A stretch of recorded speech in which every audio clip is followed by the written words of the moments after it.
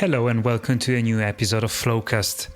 In today's episode we're going to listen to the work of Rachel Larsen-Jones, a sound artist and wildlife sound recordist from Wales. She worked on segment 4 of the River Lech, one of the stretches where Rewilding effort have worked to restore the river's natural freedom. Rachel built her piece from rainwater, a glass harp, and the vocalization of species returning to the river. You can read the full interview on our Substack page, artmusicscience.substack.com. Now, let's listen to the Rewilding melody.